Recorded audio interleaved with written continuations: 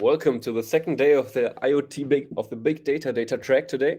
I'll be having the pleasure to moderate you for the whole day, and I'm happy to announce that we are about to start strong with an exciting interactive session with Phil Winder, CEO of Winder Research.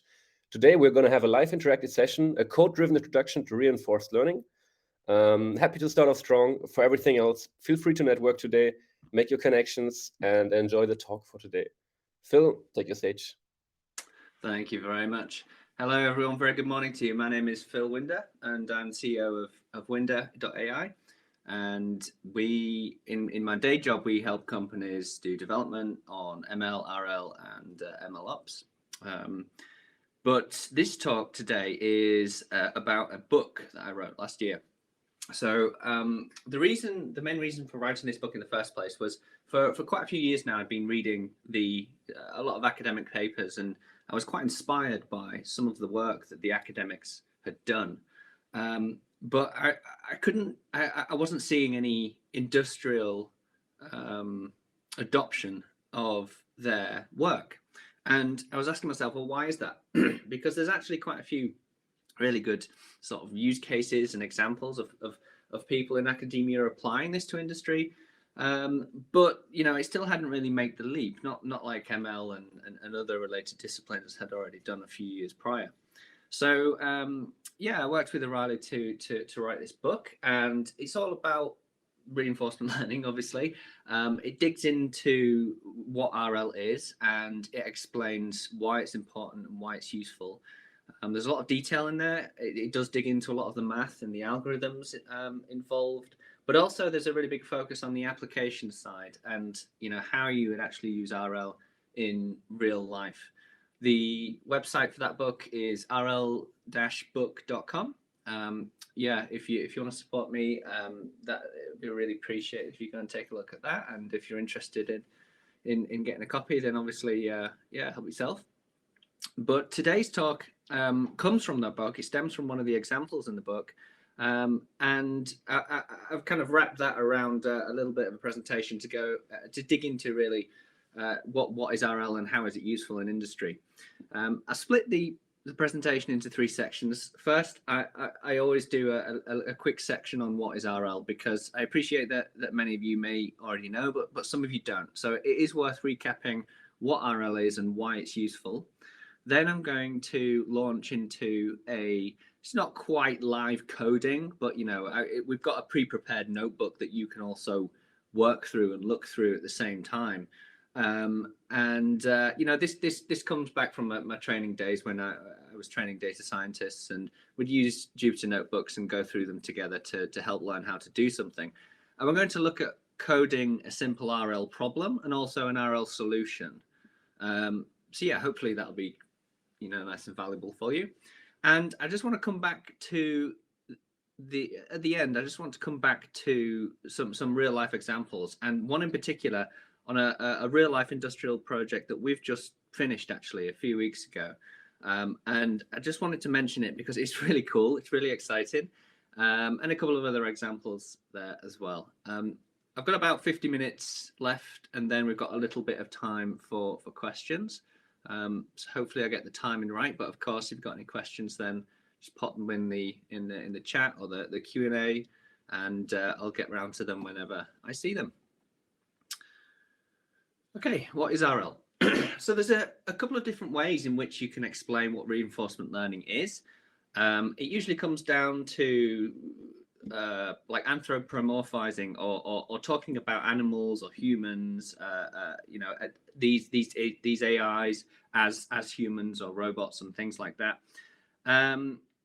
Of course, it kind of stems from machine learning. There's still a lot of machine learning involved in reinforcement learning. So the same knowledge, the same background, the same thoughts and ideas also propagate into RL, so that's really important. But really, it's a slightly more philosophical distinction about how things are learned, how the models are actually trained. In ML, you've got your single shot decision, and you're attempting to spew lots of examples of that decision being made into the machine so that it can learn how to statistically make the best decision. But reinforcement learning is much more about trial and error, and that's really the key. And of all the ways of describing RL, I think one of the best is talking about humans. It's talking about how we learn. So humans learn typically in two ways, one of two ways, or both sometimes at the same time. One is learning through example, and the other is learning by doing. You know, there's more scientific words for that, but that's basically what it is. When you're at school and you're sat in the classroom, you are learning by example. You're listening to the teacher. They are telling you how to do things. You listen to it, you try and retain it, and then you've learned it. But there's many things in life which can't be taught. You have to actually do them in order to learn how to do them.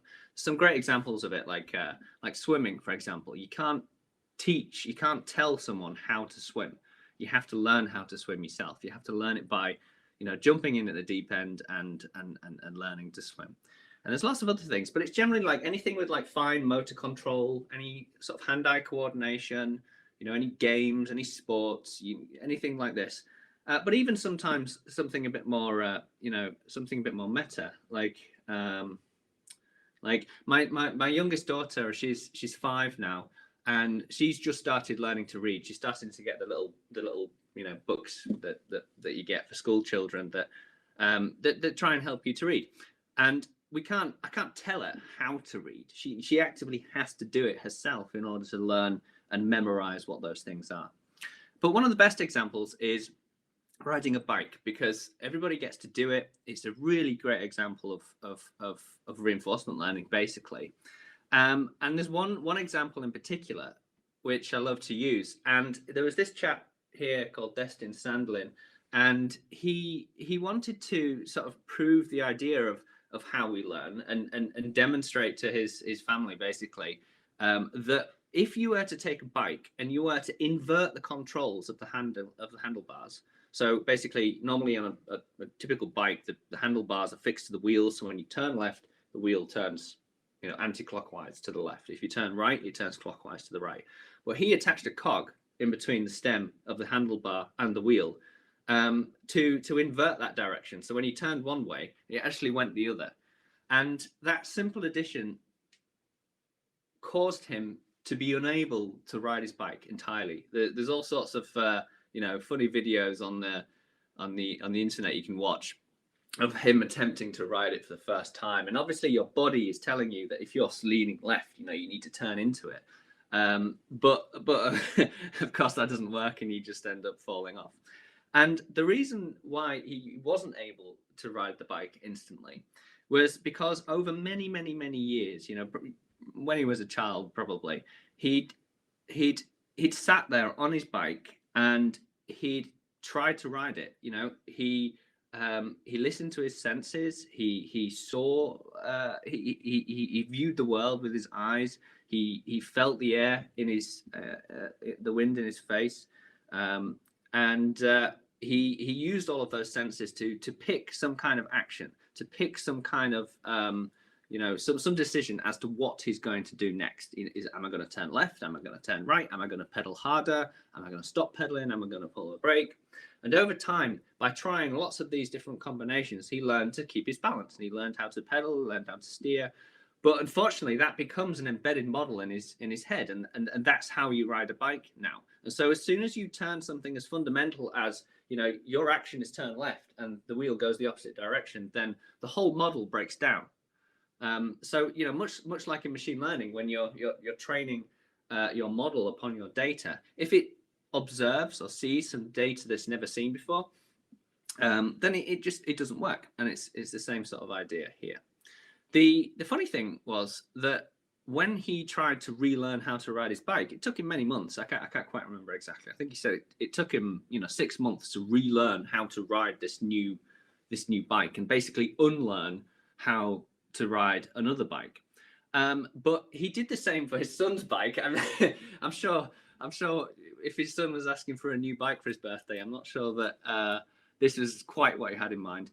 But he did the same thing to his son, and he managed to pick it up within the day. And that's because he's had much less time to build in these experiences or these biases that are required to ride a bike successfully. So he was quite able to adapt to the new situation. and use it straight away. So let's try and map that back into something a bit more formal. Reinforcement learning is all based upon the idea of something called a Markov decision process, an MDP, and it's a mathematical framework that is used to describe problems, basically. And so this is what the MDP looks like. It's a continuous loop. We have two sort of entities in this loop. We have the agent, and the agent is responsible for accepting all of the observations of the situation around it and producing an action as to what to do next. So in the previous example, the agent is the human being. It's the person riding the bike. The environment is a place where this agent lives and a place that the agent can interact with. So the agent selects an action, say, turn left on the handlebars, and that affects the environment. And the environment in this sense is all of the things that the rider can see. So if you turn left, then you're going to be able to see different things. You're going to be able to feel slightly different movements. The environment is responsible for taking that action and then producing a new set of observations or a new state for that environment. That state is going to represent the next time step in this setup, and also along with the state, it's also responsible for providing something called a reward, and the reward tells the agent whether the thing that happened in that state was a good thing or a bad thing. So you can have positive rewards or you can have negative rewards, and in general, although it's just the sign on the mathematics, in general we're always trying to maximize the reward. We're trying to increase the reward. So going back to the bike example, then the reward might be, when you're learning to ride for the first time and you fall off, you hurt your knee or you hurt your arm. So that's a big negative reward. But the first time that you finally do manage to ride your bike for the first time and your parents are there watching, it's an incredibly satisfying feeling. So that's a really big positive reward. And we go back then to the agent. We tell the agent that that was a good thing, and therefore you should learn how to do that more often. This is the state. These are all the observations. These are the feelings and the things you can see. So produce your next action again. And over time, if we do that enough times, then we can use a model inside the agent to define what's called a policy or a strategy to be able to solve that environment, to be able to do that thing well. Okay, so through trial and error, so the agent is sat there randomly selecting things, randomly trying things. Eventually it learns that some things are good, some things are bad. I'm going to continue doing the good things from now on. You end up with an agent that's able to ride a bike. Okay, so how does the agent actually learn though? Well, we've talked about the environment already. So the environment is responsible for effectively generating the data.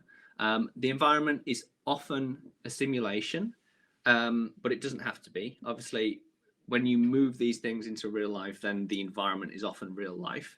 But for many applications, people try and build and use a simulator because that allows them to experiment and test and try new things very rapidly. And it's kind of one of the key, the fundamental downsides of reinforcement learning is that you can't just collect data. You need to actually allow the agent to try things and fail, or try things and succeed.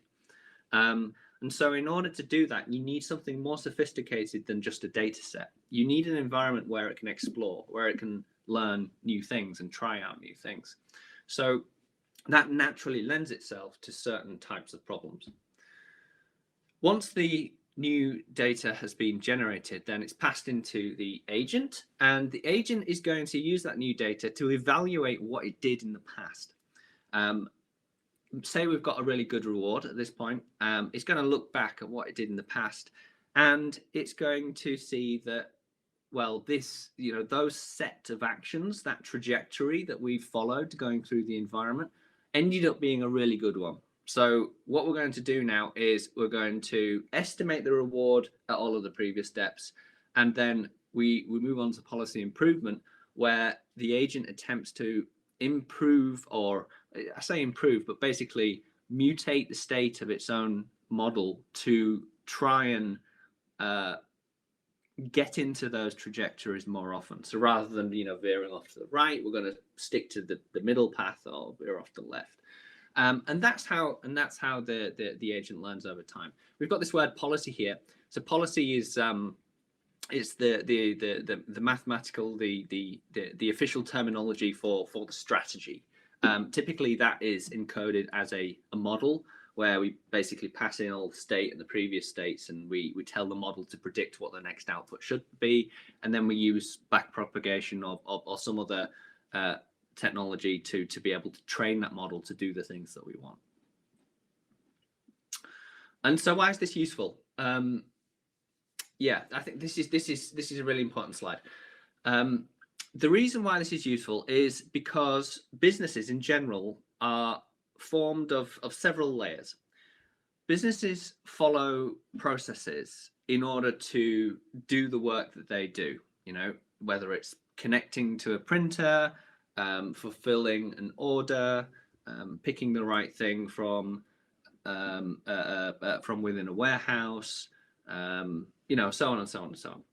And so there are many processes within business that help the business run.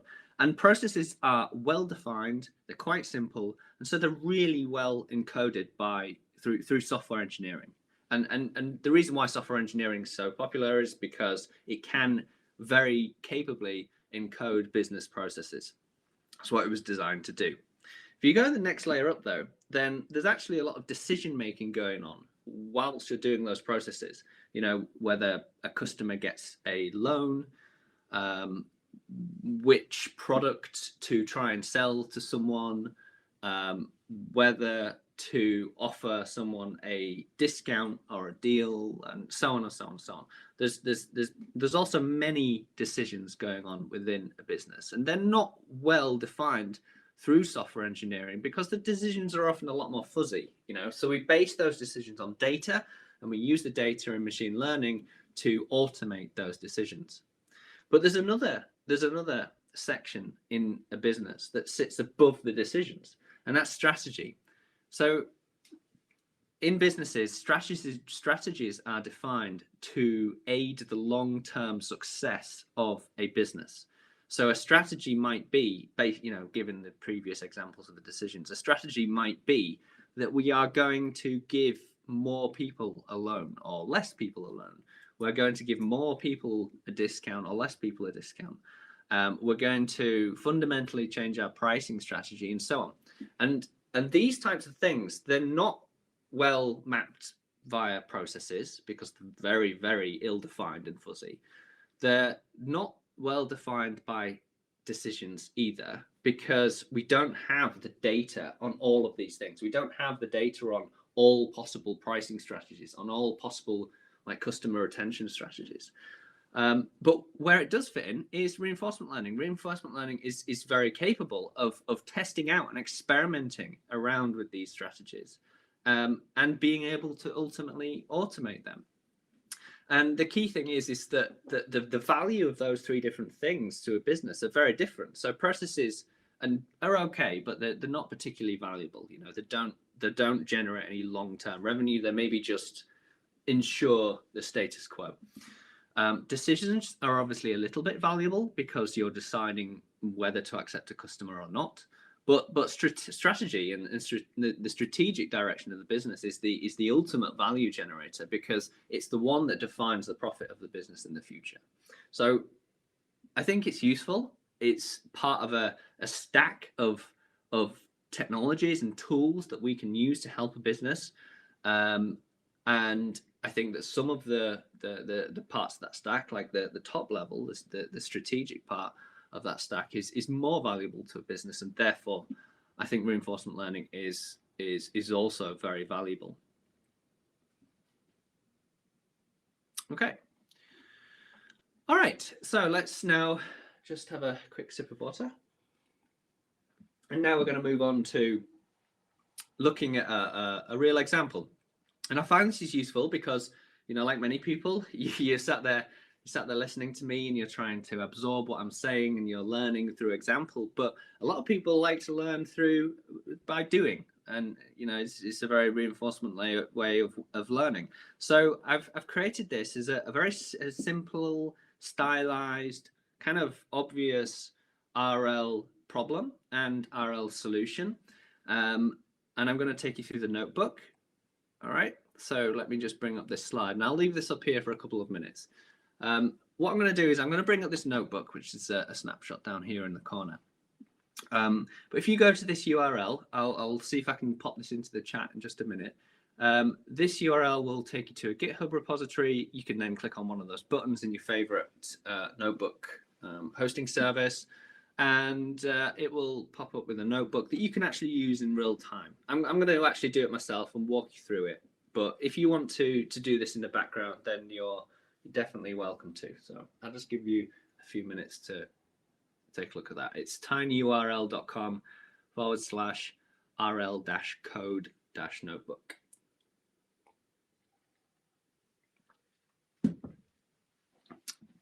All right, I'm going to try and put that in the chat now. Hopefully it doesn't break the screen share. Okay, all right, put that in the chat if you just want to click on that link. So I'm going to go ahead and launch that. All right, let's just make sure that you can still see. I'm going to open it in Colab.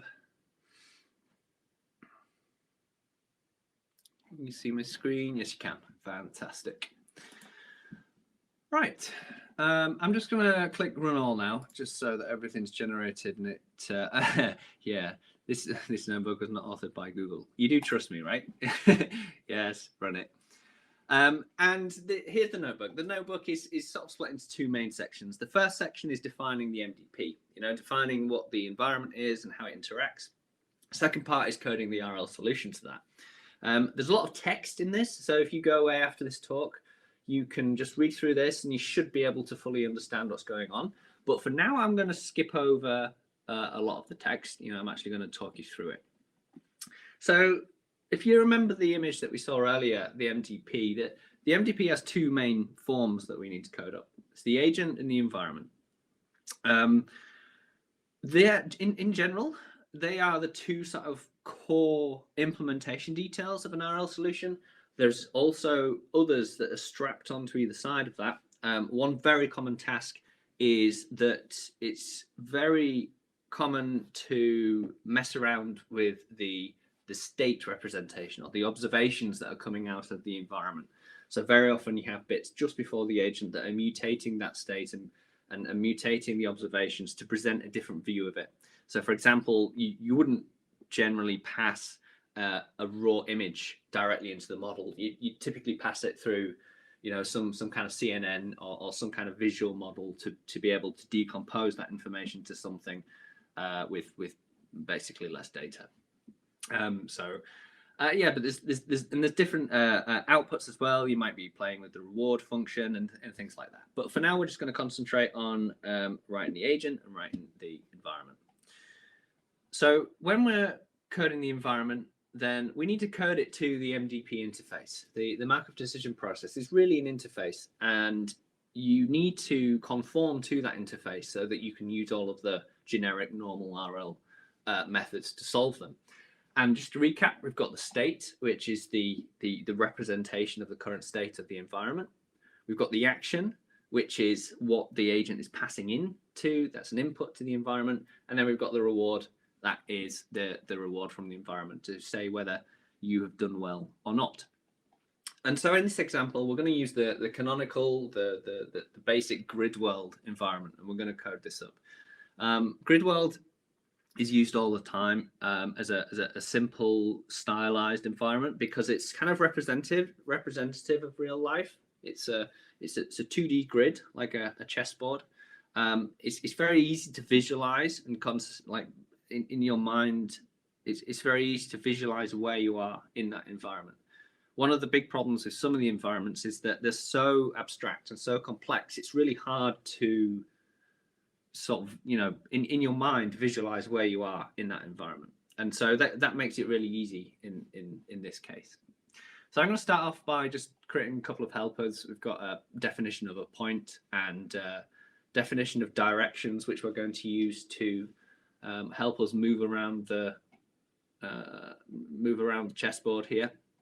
And then we're going to start with the environment class.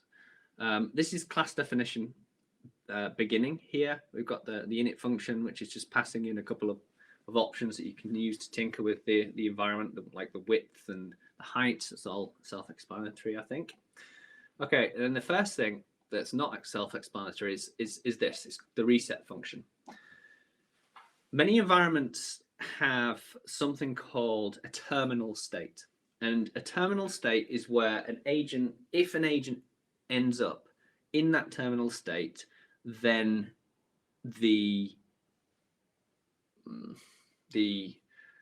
I was trying not to use the technical term, but the technical term is the episode. The episode is over, but basically the game is over if you get into a terminal state. And terminal states happen quite often in real life. If you're a robot, if you're a robot vacuum, for example, a terminal state is falling down the stairs.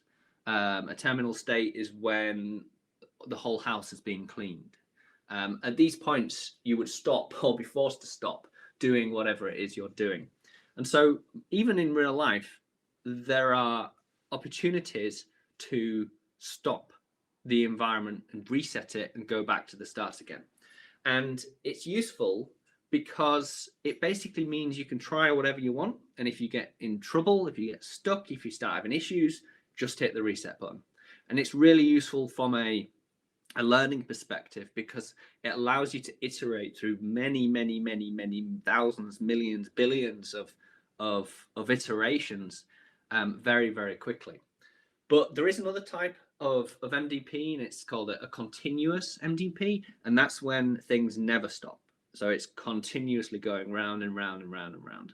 If you're controlling a system, if you're controlling a heating controller, for example, it never resets, it never stops. It's just you're changing the temperature all the time, and that's fine, and you can still learn from that. But the agent, you have to force the agent to learn online.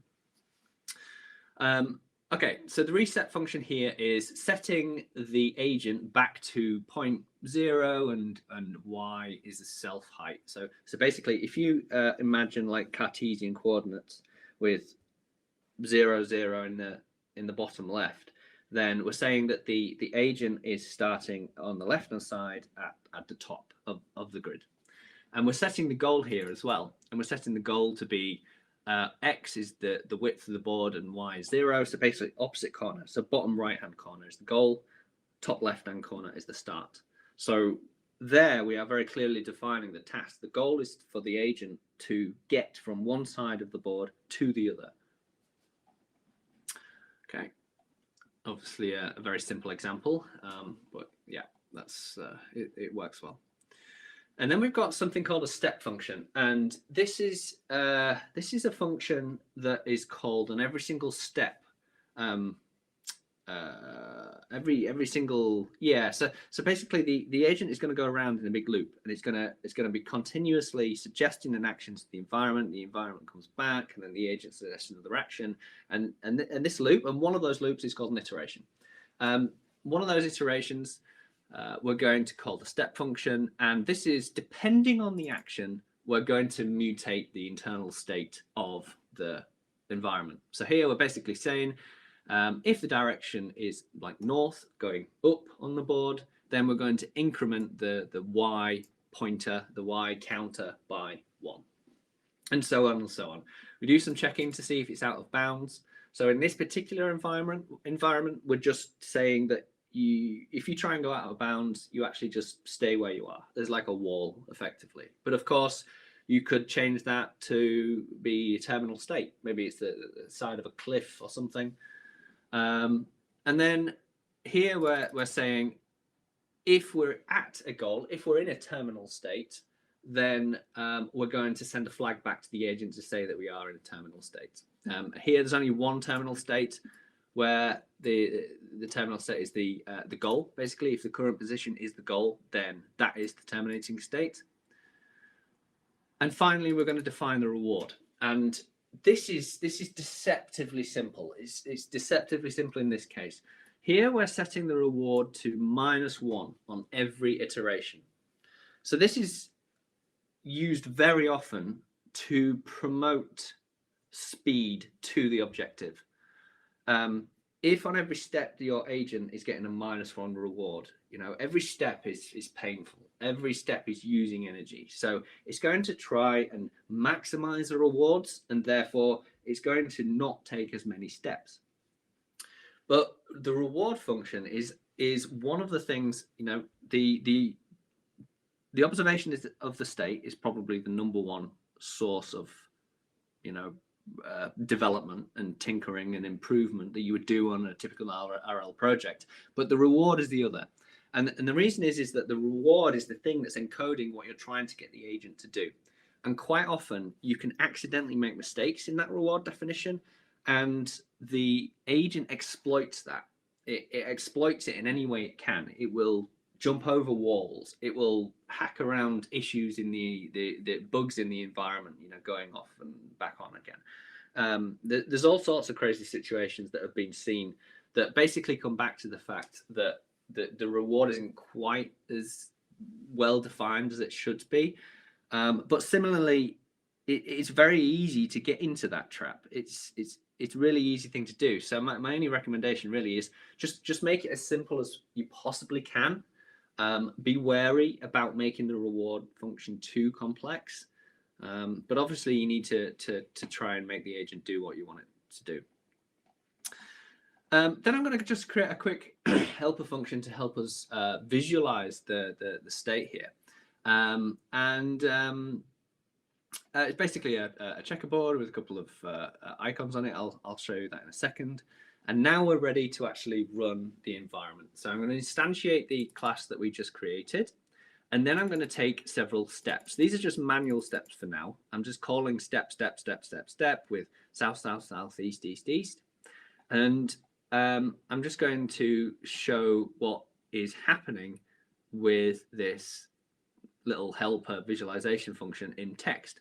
So we've got a grid here. We've got each character is one of the spaces. We've got a 5x5 grid, and the underscore is where there is nothing. It's an empty space. X represents the agent, and the O represents the goal that we're trying to get to. So if you look here, we're just called step with south, with direction south. So we're stepping in a southerly direction. We're stepping down on this image. So we're going to go down, down, down 3 times. So there's the start. There's 1 step down. There's 2 steps down. There's 3 steps down. And there's 4 steps down, sorry. And then we're going to head east. We're going to head right. So now we're starting to go right, right, right, right, right. And eventually we get to the terminal state. And so I've changed the symbol from an O to an at symbol.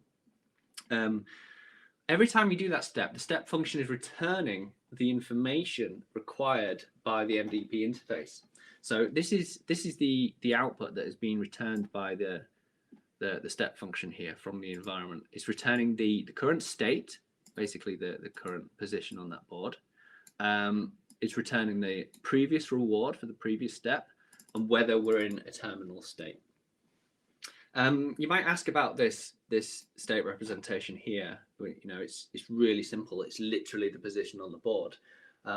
In real life, if you had a real robot, maybe, then you wouldn't generally get the absolute position of where your robot is. You would receive an image, potentially, an image from an onboard camera. Maybe you'd have some inputs from a planning system. Maybe you'd have some sort of mapping system on board and you receive those inputs as well. And so generally it's your job to take all of that information, take all of those observations and merge them into something useful for the agent to use. It needs to be able to see what it's doing and learn from what it's doing in order to make the right decisions. Okay, and that's it. That's our environment coded. So now what we can do is we can start developing algorithms to attempt to solve that solution. There's many different algorithms. I'd redirect you to the book if you're interested in learning some more sophisticated ones. One of the sort of earliest and almost simplest is something called a Monte Carlo algorithm. And it gains its name from the famous sampling method. Monte Carlo is a sampling method that effectively attempts to randomly sample from a distribution in order to regenerate that distribution. And here what we're using Monte Carlo for is that we're effectively trying to learn the reward distribution for all of the different states. So if we knew the reward for being in all of the different states and how far away from the goal we really are, then we could basically just follow that map and choose the path of least resistance. And that's exactly what the Monte Carlo algorithm is trying to do. Okay, so the first step in developing this algorithm is generating the trajectories. We actually need some examples to learn from. This is the code to do that. We've got this Monte Carlo generation class, and we've got this run method, and the run method has a big while loop in there that generates a single trajectory. It loops around inside the environment until it reaches a terminal state. In order to generate those trajectories, we are intentionally just using random actions for now. So on every single iteration, it's going to choose a random action and pass that to the environment. That happens here. Once the environment returns, we're going to store the return state, the used action, and the return reward, and then we're going to move on to the next step. And we're going to keep doing that until we get to a terminal state. There's one little get out of jail free card here, and we're also limiting the maximum number of steps that can occur inside this environment as well. Because we know in this particular case that the reward is always going to be -1, because, I mean, imagine if it was real life, then you've kind of explored the environment already manually, you've looked at some trajectories and stuff, and you've seen that the reward is -1 on every step. So it really, really does not make sense to just continue for millions and millions and millions of steps, because you might get to the end point in the end, but you're not really learning anything at that point. And instead, it's better just to reset the environment, start again, see if you can find a new, better path. So we've got a little an if statement there to prevent us from doing too many steps. Okay, so let's give that trajectory a go. We're going to reuse the environment we created before, and also we're going to reuse the visualization that we created before. That's contained within this instantiation of this class here. We've got the trajectory generation class here, and for demo purposes, I'm just limiting the maximum number of steps to 10 steps to 10 iterations, and then we're running that, and it returns a full trajectory. Okay, so this is if you look at the visualization now, this is the agent actually doing the thing. This is the agent actually running through the environment. So its first action was presumably an up or a left or something, because it stayed in the same place. Then it went right, then it went left, then it didn't do anything, didn't do anything, didn't do anything, right again, left again, down, right, down, left, and then it terminated. So basically it just bumbled around in the top left-hand corner and didn't really get anywhere. You can see the trajectory here, left, right, right, left, left, left, right, left, down, and the total reward was -10. Okay, so that's all great, but how can we actually use that? Well, what we can do is we can perform that process many, many, many, many times, and we can start to remember and record the reward of being in a state versus where you want to be in the terminal state. So for example, if the goal is to climb a mountain and get to the top of a mountain, you're trying to get to the peak. If you are standing next to the peak, then you can quite clearly see that to get to the peak, you just need to step, one step to the left, and therefore the reward of being close to the peak is always going to be very high compared to something like at the bottom of the mountain. Imagine you're at the bottom of the mountain, you're so far away from the peak, the reward of being in that state at the bottom of the mountain is very, very, very low. So that's what we can do here. We can go around the environment, and we can start remembering where we were in comparison to where we want to be by basically waiting until we get to a terminal state and then looking backwards. And then by looking backwards, you can see, well, that state was actually only one step away. That step was 2 steps away. That step was 3 steps away. And we can start quantifying how valuable it is in being in each of those states. All right. So in order to do that, what we're going to do is we're going to measure the average, upon a terminal signal, upon a termination, we're going to measure the average value, the average reward, basically, of being in a particular state. And we do that by having a class that basically counts how many times we've been to that state and the actual reward at that point in time of being in that state. Okay, now we've got another helper function which kind of wraps the trajectory generation and the value calculation all in one. We run the generator like we did previously. So this is generating a full single trajectory. And then we've got a for loop here to go through that trajectory, but in reverse order. So we're starting at the terminal state, and then we're stepping back. We're going back through the trajectory, and we're trying to calculate basically how close we are at that point to the terminal state. So we go back through the trajectory. This is one step, and then we get the reward value and pass that into the dictionaries here for calculation of the final value. All right, so let's run that a few times. So this is an example of that process running in a loop 4 times. So we're over 4 times we are creating a full trajectory and calculating the values, and then we're running another trajectory and then calculating the values and adding them all together and averaging them, and you end up with something like this. So this is showing the printout here is the output of 0.30, which is 0.30, so x3 and y0. So that is not quite the bottom right of the chessboard. It's basically 1 step away from the bottom right going along the x-axis. So basically it's the point that's right next to the terminal state. So we're just looking at that single point, and we're printing out the values of each action at that particular point. So after the first run, we've got 0, 0, 0, 0. And that's because we obviously never visited that state. Therefore, there was no attribute. There's no value of being in that state yet because we've not observed it.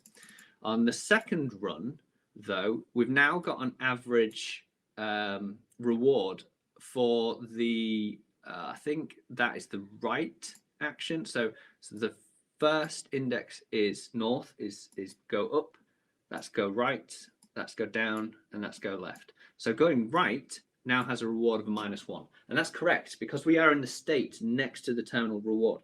So the terminal state. So if we step once to the right, we have a reward of -1, but then it terminates. So that's a really high, a really good reward. You see here that when we go left, there's an average value after 2 runs of -7. And that's because it stepped left. It's actually further away from the terminal state now. So now it's got to do a couple more moves to get back to the terminal state again. And on average, it took 7. And then we can keep repeating that. We can keep repeating that. You can see that going, yeah, here we go. So that's going down. So if you remember, going down would try and go off the board. Therefore, that wouldn't be allowed. So you could go down, but you get a -1 reward and you don't go anywhere. But then you can go right. And so the average reward of going down at that point is -2. Going left is still a very low number because you've got to wander around to get back to the terminal state again. And so over time, you can repeat this process over and over and over again. And that is what we're going to do. And this is a helper function to plot the average reward for a single state. So what we were just looking at was, we were just looking at this point here, this state, and these are the values for each of the actions, but this is the average value for all the actions. So this is just an average of these values. And that's the terminating state, obviously. All right, so let's run that through a lot more now. So we're going to run that 1,000 times now, not just 4. And you end up with something like this. Okay.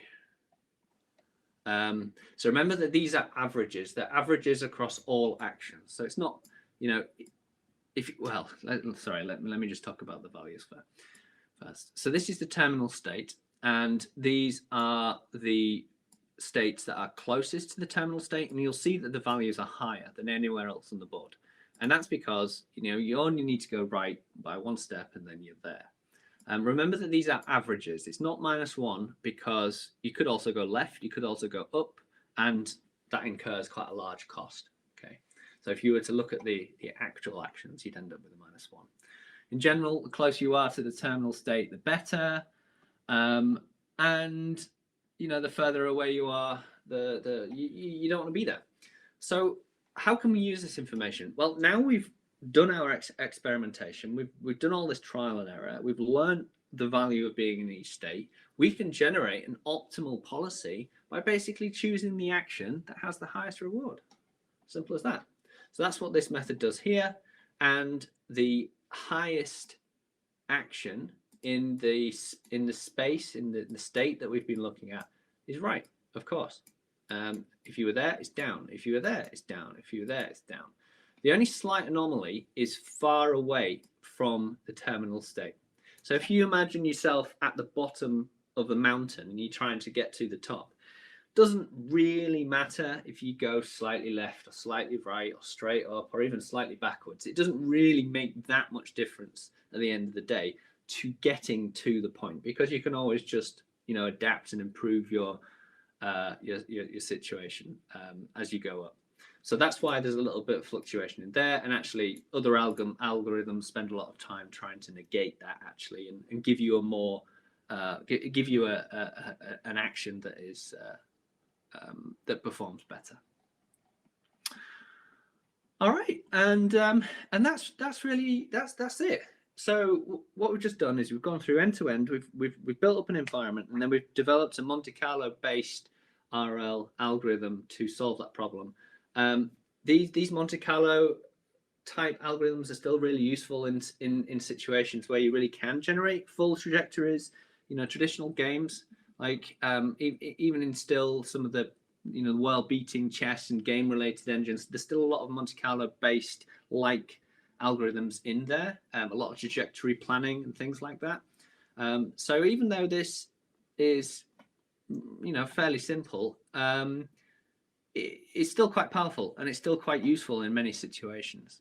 You can obviously improve and tinker and play with this. You can, you know, you can add more terminal states. You can add lava pits. You can remove the walls and make cliffs. You can change the reward structure. You can, yeah, include extra actions to go diagonally and see what happens then, and so on and so on.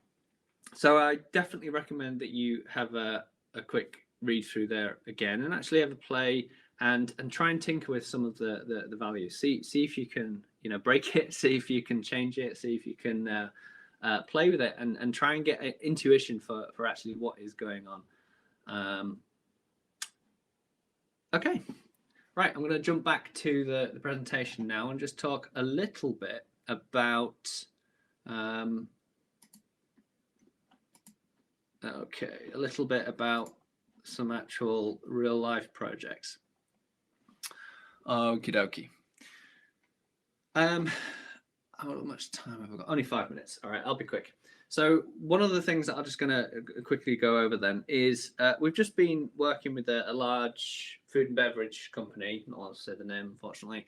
And we were working with their cybersecurity department to help ensure that their web application firewalls were secure. So if you're not aware, WAFs are used to block malicious attempts at hacking applications, specifically in the web domain. So typically they're used for like SQL injection protection. So hackers would come along and they would go to your application and they're going to type in things like, select star, whatever, pull out credit card information, delete table, things like that. And the goal of the WAF is to block those types of requests. All of the WAFs, the way in which they work is they're basically pattern matching on the SQL query that you pass in. And so what we wanted to do was we wanted to use reinforcement learning to take a known SQL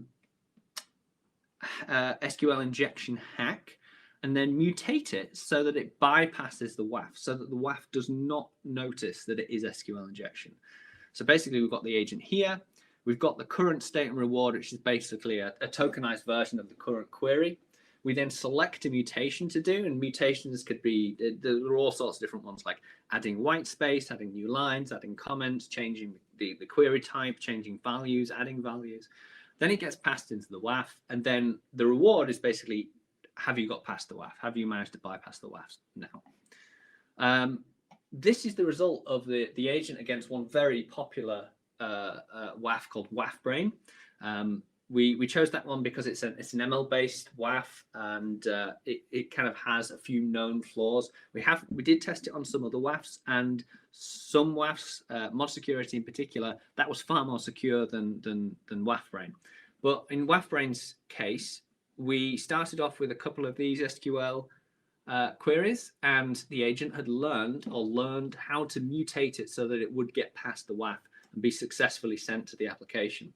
So this is one of the original queries, which is kind of a known kind of test query for SQL injection.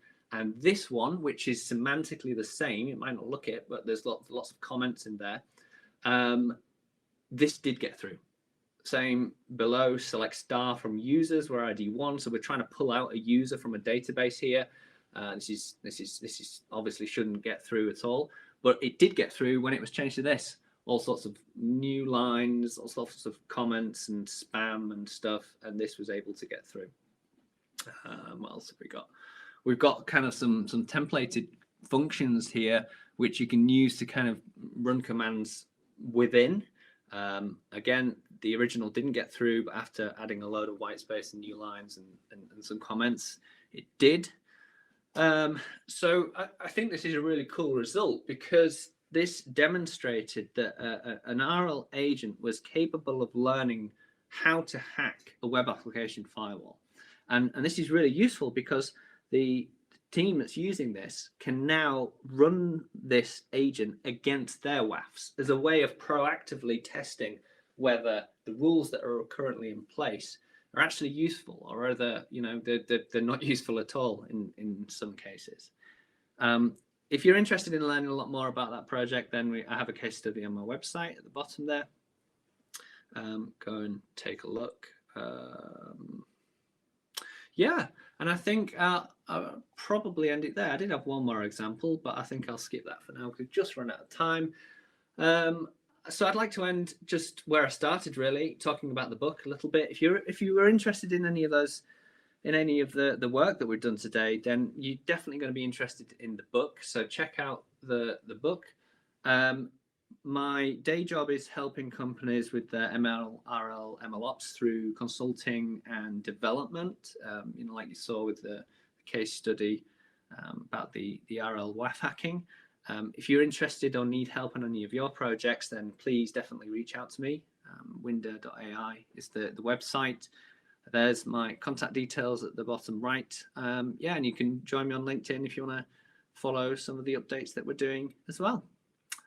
So yeah, that's it. Thank you very much. I'll hand it over to questions now, and I'm just going to browse across. Perfect. Thanks, Phil. Thanks for the talk, first of all. Amazing to listen to, and thanks for the interaction, keeping us awake for the morning. Again, Christoph, you have questions yesterday, and thank you for following up today. I never found a business use case where creating the simulation wasn't too expensive. What successful business application learning do you know? It's not black and white. It's a spectrum. So in that particular case, the simulation was actually a software product. It already existed. It was very easy to adapt to work within a simulation because it's just software, right? The other example I was going to show is an example of doing sort of simple automated inbox-like tasks where the agent had learned how to send emails, forward emails, delete emails, and things based upon textual commands. A lot of the applications at the moment kind of do focus on particular industries. I have a section on the website, by the way, on the RL Book website that does dig into all of the applications that is possible for. And you'd be surprised, actually. You'd be surprised at how many domains we can actually use this in. For real life kind of and robotic type tasks, the game engines are really useful there. The simulations in there are basically ready to go. They're ready to go out the box. They've already been written for gaming, for games, and people are using them to use for simulations for those kind of things. For industrial processes, most industries already have control algorithms and well-known control processes, which have typically already even been merged into a simulator. And then finally, in the domains that definitely don't have any simulators to begin with, quite often they have lots of data about that process, and we can use that process to learn a generator from. And it's not quite, it's a little bit more complicated. It's harder to do, not quite as robust, I guess, but it still does work. You can basically learn a simulator from the data that you've got. Okay, cheers. Okay. Next up, similar question, same from Christoph again. When doing reinforced learning for strategic decisions, what does a simulator environment look like? So when I say strategy here, I mean any. I don't mean it necessarily in the business sense of the word. I mean it in the defining a series of rules to base your decisions upon sense of the word, like a strategy in a football game, for example. It's not a business strategy. It's a strategy of how to do something over a long period of time. So I think the previous answer kind of explained what a simulator environment looks like. If you're talking about business strategy, though, then it's obviously a lot more difficult to define what the environment looks like there because it's a lot more abstract. But I do think it is possible. It's probably not easy, but it is possible. If you imagine that you could encapsulate and encode what the business is and how it does, how it operates, then, I imagine that you can gather all of the information you need to help those strategic level business decisions. Things like all the sales, product information, customer information. If you could pull all of that together and use that inside your environment, then business decision strategy might emerge. All right, perfect. Cheers. Next up from Marion, thank you for the excellent presentation. Could you also share some insights into the latest RL trends? Yeah, so I think in terms of the algorithmic side of things, it's got quite stale at the moment. The state of the art has kind of been reached. It's a bit like ML in that sense. It's a bit like, deep learning has kind of has got to the point where like the gains that you need to improve are so exponentially more difficult that it's kind of not worth doing anymore. And so a lot of people are starting to focus on other aspects of the problem. One big one is exploration. How do you intelligently explore within an environment rather than just randomly? Because some of these environments are just so massive. You imagine like exploring in a Minecraft game or something. They're so massive. It's really hard to know what to do other than just random things. Safety is a big concern in industry. Looking at ways of forcibly and mathematically enforcing rules and regulations and safety valves on an agent in order for it to work safely. What else is there? The reward function is constantly is a pain, you know, in terms of, they call it reward hacking, and the agent is able to kind of figure out a way to get around that. Some new research has started to learn the reward from the environment. Multi-agent reinforcement learning, where you have multiple agents working in the same environment.